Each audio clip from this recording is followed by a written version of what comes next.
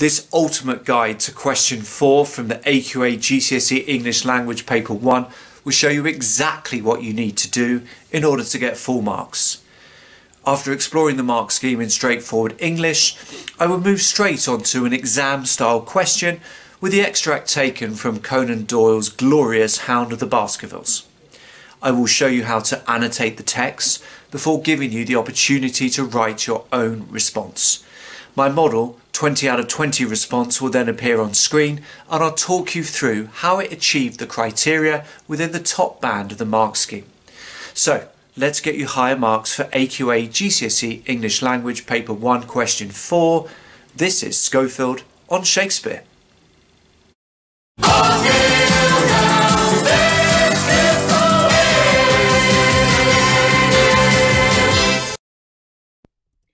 So 20 marks for this question, 25% of the paper as a whole. Those achieving 20 marks will show perceptive and detailed evaluation. And what exactly do we mean by evaluation? Well, for me, it relates to weighing up, considering both sides to a statement, sometimes agreeing, sometimes disagreeing, sometimes quibbling slightly. At the top ends, your evaluation needs to be critical and detailed. Meanwhile, you need to show a perceptive understanding of how the writer has created effects, whilst using plenty of wisely chosen, short, embedded quotations. You also need to have focused explicitly on the statement provided within the question and probed it, explored it in a convincing and detailed way. Time now to do some practice. Here's the exam style question. In this extract, a hunt for a person is presented as an exciting and frightening experience. How far do you agree with this statement? In your answer, you should discuss the character's experience of the hunt, evaluate the extent to which the experience is exciting or frightening, support your response with references to the text, 20 marks. And here is the text taken from Conan Doyle's terrific 1901 novel, The Hound of the Baskervilles. A boulder of granite concealed our approach, and crouching behind it we gazed over it at the signal light. It was strange to see this single candle burning there in the middle of the moor, with no sign of life near it, just the one straight yellow flame and the gleam of the rock on each side of it. "What shall we do now?" whispered Sir Henry. "Wait here. He must be near his light. Let us see if we can get a glimpse of him." The words were hardly out of my mouth when we both saw him.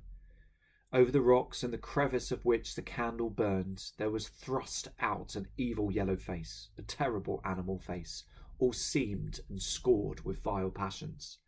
Foul with mire, with a bristling beard and hung with matted hair, it might well have belonged to one of those old savages who dwelt in the burrows on the hillsides. The light beneath him was reflected in his small, cunning eyes, which peered fiercely to right and left through the darkness, like a crafty and savage animal who has heard the steps of the hunters. Something had evidently aroused his suspicions, but I could read his fears upon his wicked face. Any instant he might dash out the light and vanish in the darkness. I sprang forward, therefore, and Sir Henry did the same. At the same moment the convict screamed out a curse at us and hurled a rock which splintered up against the boulder which had sheltered us. I caught one glimpse of his short, squat, strongly built figure as he sprang to his feet and turned to run. At the same moment, by lucky chance, the moon broke through the clouds. We rushed over the brow of the hill, and there was our man running with great speed down the other side, springing over the stones in his way with the activity of a mountain goat. A lucky long shot of my revolver might have crippled him, but I had brought it only to defend myself if attacked, and not to shoot an unarmed man who was running away.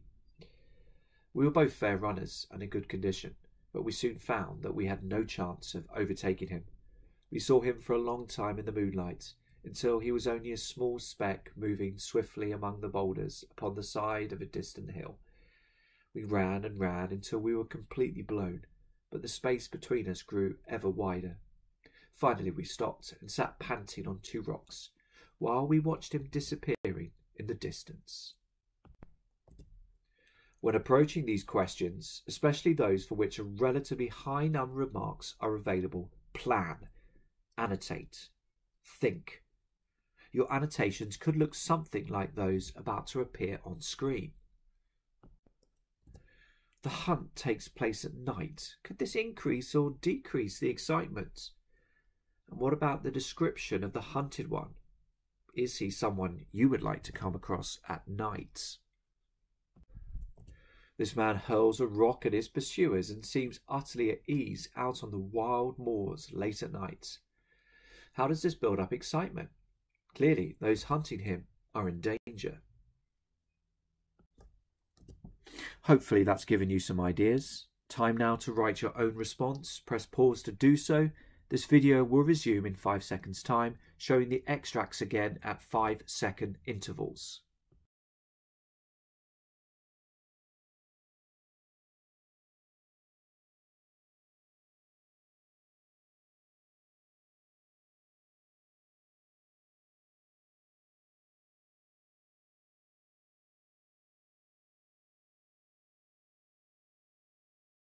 How did you get on? Sharply focused on the question? Plenty of intelligent evaluation, embedded quotations and analysis? Here's what I wrote. In this text, the hunt for a person is presented as exciting, partly because such a hunt is clearly far from straightforward. Sir Henry's question, "What shall we do now?" confirms his uncertainty, which is also seen from his more confident colleague, who says that the criminal must be near his light. In other words, he isn't sure.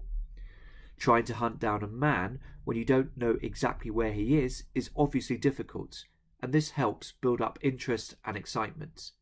However, when they do catch sight of the man, the close, detailed description of him suggests that he is truly a person of whom all of us would be frightened. He has an evil yellow face, a terrible animal face, which might well have belonged to one of those old savages. The use of the adjectives yellow and animal suggests that the man's face is unhealthily discoloured, and that he seems at first glance inherently uncivilized and potentially dangerous, something confirmed by the reference to old savages.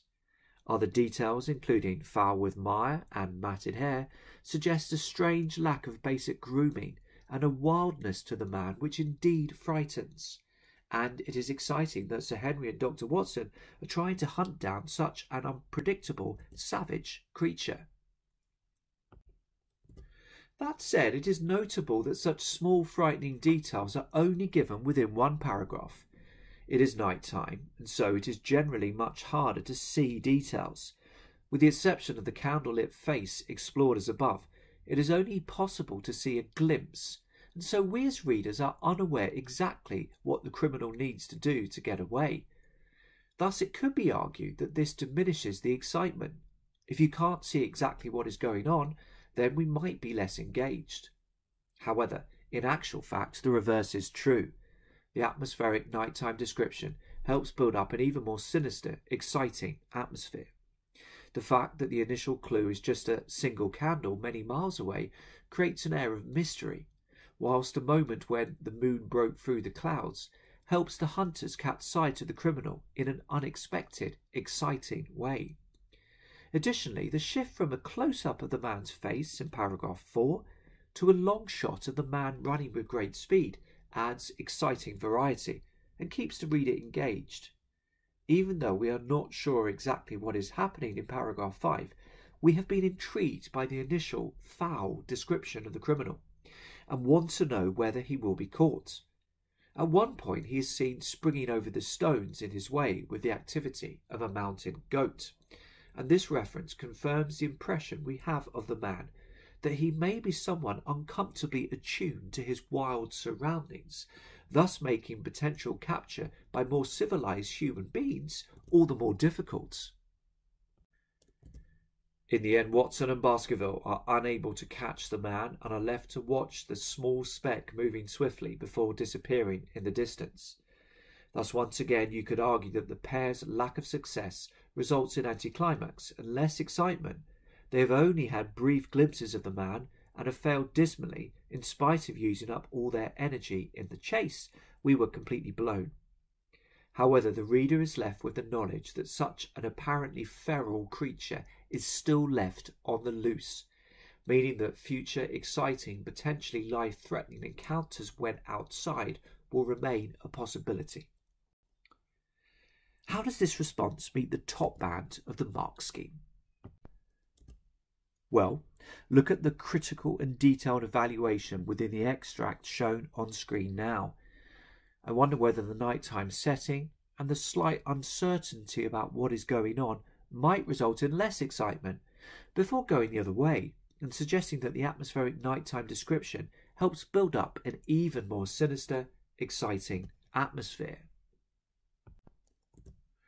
Within this extract, note how I show a perceptive understanding of the writer's methods, commenting on the effects of the adjectives yellow and animal, whilst also exploring succinctly the phrases foul with mire and matted hair. Within the same extract, note the use of embedded quotations.